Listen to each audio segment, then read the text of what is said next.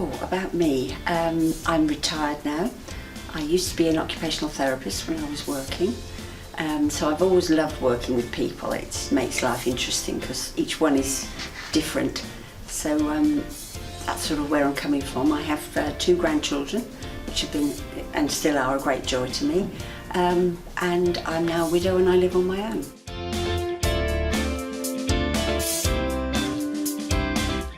Well, I heard about Nightstop and I thought, I've got an empty house, I can do that. One of my granddaughters is 19 and away at uni, and I thought the idea of her not having somewhere safe to go if she had a falling out or whatever would be awful, and I thought all these young people are going to be somebody's granddaughters and grandsons, so let me use my spare room to just give them a safe place to be for a few days.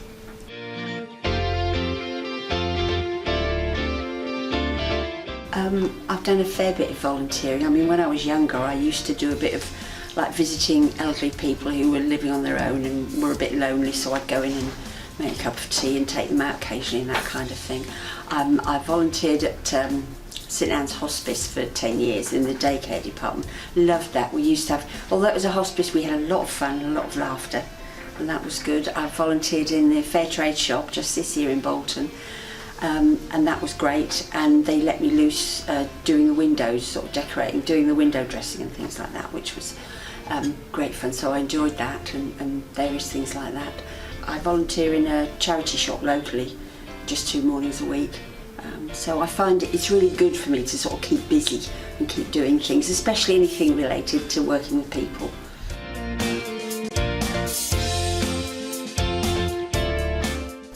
Oh, I think the young people are amazing.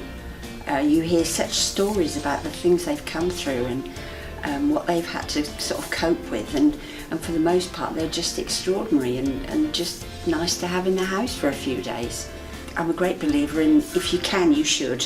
And I'm healthy, I'm fit, I can offer this. There may come a time when I'm too old and decrepit, but while I can do something, then I should.